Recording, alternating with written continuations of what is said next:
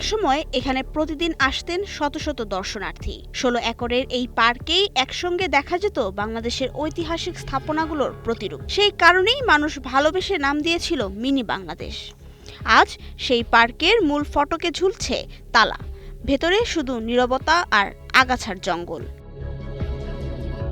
চট্টগ্রামের চান্দাগাঁওয়ে কালুরঘাট বেতার কেন্দ্র সংলগ্ন এই কমপ্লেক্স ২০০৬ সালে প্রতিষ্ঠিত হয় জিয়া স্মৃতি কমপ্লেক্স নামে। পরে আওয়ামী লীগ সরকারের আমলে নাম বদলে রাখা হয় স্বাধীনতা কমপ্লেক্স। মুক্তিযুদ্ধ বিষয়ক মন্ত্রণালয়ের উদ্যোগে প্রায় ৫৬ কোটি টাকায় নির্মিত এই কমপ্লেক্সে ছিল জাতীয় সংসদ ভবন, আহসান মঞ্জিল, লালবাগ কেল্লা, কান্তজির মন্দির, পাহাড়পুর বৌদ্ধবিহার সহ দেশের উল্লেখযোগ্য স্থাপত্য নিদর্শনের ক্ষুদ্র প্রতিরূপ। ২০২৪ সালের ৫ আগস্ট সরকার পতনের পর বিক্ষুব্ধ জনতার ভাঙচুরের পর থেকে পার্কটি বন্ধ। ইজারাদার প্রতিষ্ঠানের চুক্তিও শেষ হয়ে গেছে গত বছরের ডিসেম্বরে। ২ বছর ধরে রক্ষণাবেক্ষণ বন্ধ থাকায় পুরো কমপ্লেক্স এখন পরিত্যক্ত।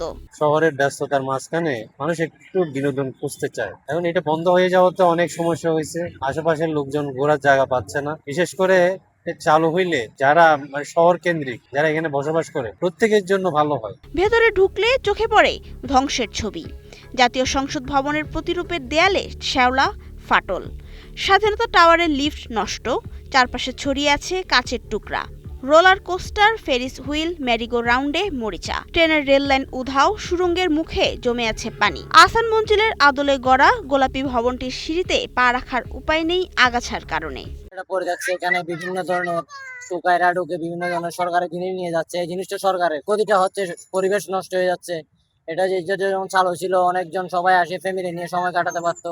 সরকারের কাছে এখন আকুল আবেদন, যেটা আবারও টেন্ডার দিয়ে হলো এই জিনিসটা আবার নতুন ভাবে চালু করে সাধারণ মানুষদের যাতে একটু সময় কাটানোর ব্যবস্থা করতে পারলে আশা করি ভালো হইতো। ৫৬ কোটি টাকার এই কমপ্লেক্স এভাবে নষ্ট হয়ে যাওয়া নিয়ে ক্ষোভ জমছে সাধারণ মানুষের মনে।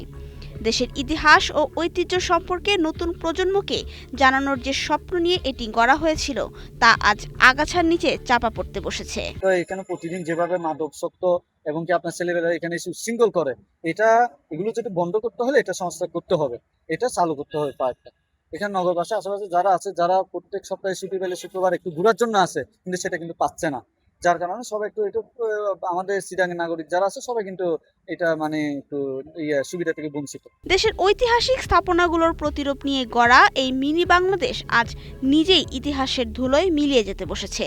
রাজনৈতিক পরিচয় যাই হোক, সরকারি অর্থে গড়া এই সম্পদ রক্ষা করা এখন রাষ্ট্রের দায়িত্ব। সংশ্লিষ্ট কর্তৃপক্ষ দ্রুত সংস্কারের উদ্যোগ না নিলে চট্টগ্রামের মানুষের এই প্রিয় বিনোদন কেন্দ্র চিরতরে হারিয়ে যাবে। ডেস্ক রিপোর্ট, সময়ের আলো।